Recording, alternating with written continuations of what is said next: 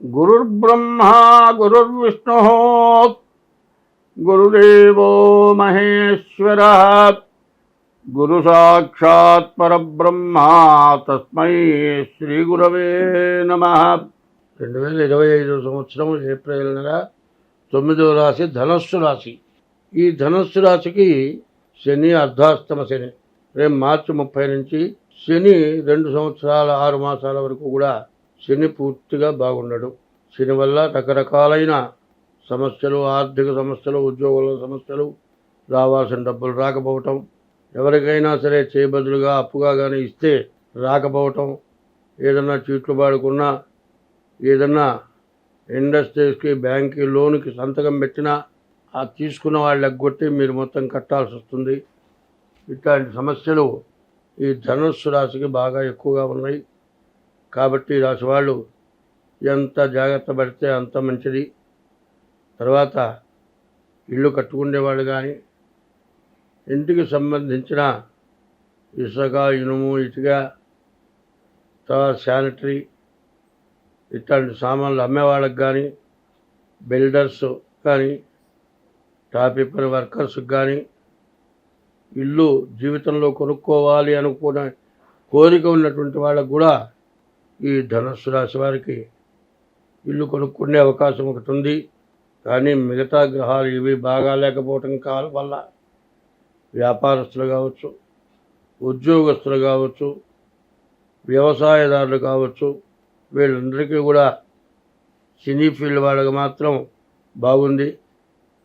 మిగతా వాళ్ళందరికీ కూడా చాలా కష్టతరమైనటువంటి సమయం ఈ ధనుస్సు రాశి వారికి. తర్వాత మీ డేట్ ఆఫ్ బర్త్ ద్వారా మీ జాతకం చూపించుకోవటం చాలా అవసరం.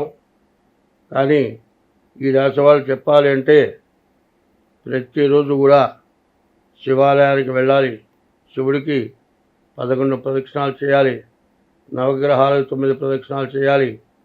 ప్రతిరోజు తెల్లవారుజాము లేచి సూర్య నమస్కారం చేయాలి. ఉదయం, మధ్యాహ్నం, సాయంత్రం. ఉదయం బ్రహ్మస్వరూపం, మధ్యాహ్నంతో మహేశ్వరం, సాయంకాలం స్వయం విష్ణు, త్రికాలం వహ దివాకరం. 3 వేళలా సూర్యభగవానుడు 3 రూపాలతో ఉంటాడు. కాబట్టి ప్రతిరోజు కూడా సూర్య నమస్కారం, మరి శివాలయానికి వెళ్ళటం, ఇష్టదైవాన్ని పూజించడం, తల్లిదండ్రుల్ని, భార్యని ఎటువంటి కష్టం లేకుండా వాళ్ళని జాగ్రత్తగా చూసుకోవటం, ఇది అవసరమైన పని కాదండి. ఇంతకుముందే తల్లిదండ్రుల్ని వృద్ధాశ్రమాలకు చేర్చి ఉంటే, వాళ్ళు బాధపడుతూ ఉంటే, వాళ్ళ బాధ ఈ టైంలో మీకు ఒక అగ్నిగోళమై పగిలిపోతుంది. అగ్నిగోళం పగిలితే ఎంత సమస్యో అంత సమస్య వస్తుంది.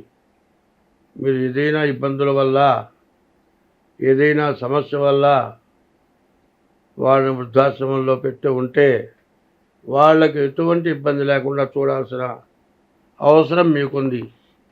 వాళ్ళ అవసరం కాదు, మీరు బాగుండాలంటే వాళ్ళని చూడాలి. కాబట్టి ఈ రాశి వాళ్ళు ఎంతో జాగ్రత్తగా ప్రవర్తించడమే కాక మీ డేట్ ఆఫ్ బర్త్ ద్వారా మీ జాతకం చూపించుకోండి. తర్వాత ఇంకోటి ఏంటంటే, ఏ వ్యక్తి అయినా సరే బాధలు వచ్చినప్పుడు ఈ బాధలు ఎట్లా పోతాయి అని ఆలోచిస్తాడు. కానీ అప్పుడు అన్నీ గుర్తొస్తాయి. నీ జీవితంలో ఎప్పుడు ఏమి చేశావు, ఏ పాపం చేశావు, దానివల్ల నీ బాధ అనుభవిస్తున్నాను అన్నది గుర్తొస్తుంది. కాబట్టి ఆ పశ్చాత్తాపం కలిగినప్పుడు ఆ చేసిన పాపం నివృత్తి కలిగినటువంటి పనులు ఏమన్నా చేయాలి. కాబట్టి ఎప్పుడు కూడా ఏంటంటే 100 మందికి అన్నదానం చేయొచ్చు. తినే విస్తరి లాగేసి అన్నం తినకుండా వెళ్ళగొట్టకూడదు. 100 మందికి అన్నం పెట్టిన ఫలితం విస్తరి ముందు తినడానికి కూర్చున్న వాడిని వెళ్ళగొడితే అంత మహాదోషం.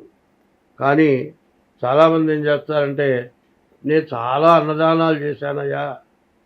ఏమన్నదానం? అన్నదానం దగ్గరికి వచ్చేప్పటికల్లా ఎక్కడా తేడా చూపించకూడదు. ఎందుకంటే కొంతమంది నేను బ్రాహ్మణే కాబట్టి చెబుతున్నా, బ్రాహ్మణ సమారాధన అంటాం.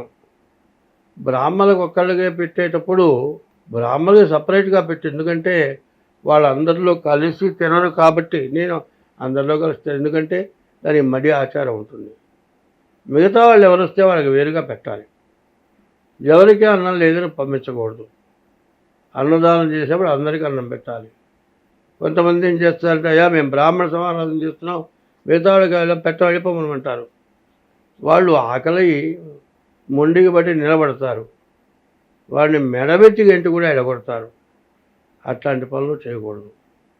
నువ్వు అన్నదానం చేయకపోయినా పర్వాలే, 1000 మందికి అన్నం పెట్టకపోయినా పర్వాలే, ఒక్క ఆకలిన వాడికి అన్నం పెట్టకుండా బయటికి నెట్టి తలుపేశావు అంటే 1000 మందికి అన్నదానం చేసిన ఫలితం పోయి లక్షల మంది అన్నాన్ని నోరు కొట్టిన పాపం వస్తుంది.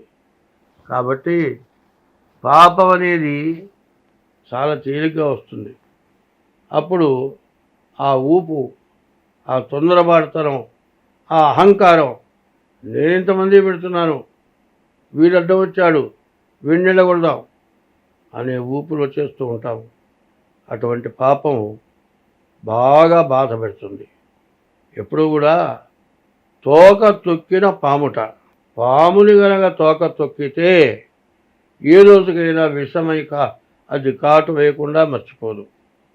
నీవు చేసిన పాపము, తోక తొక్కిన పాము ఎట్లా నిన్ను బాధ పెడుతుందో అదేవిధంగా ఆ పాపం నిన్ను ఏ రోజుకైనా వదిలిపెట్టదు. కాబట్టి తెలిసి ధర్మమైన పనులు చేయాలి. తెలిసి అహంకారంతో చేయకూడదు. తెలిసి నేనే చేస్తున్నాను అనే అహంకారంతో ఎట్లా పడితే అట్లా మాట్లాడకూడదు.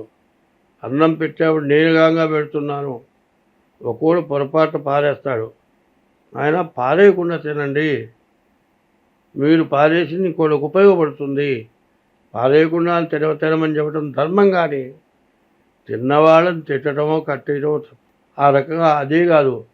పెట్టేవాడు 10 సార్లు పెట్టు పారేయకుండా, అంతేగాని వాడు పారేశాడను, లేకపోతే ఇతర కులస్తుడు తన కులం మధ్యలో నిలబడ్డాడను, ఇట్లాంటి పనులు చేయటం మహాపాపాన్ని సంతరించుకుంటుంది.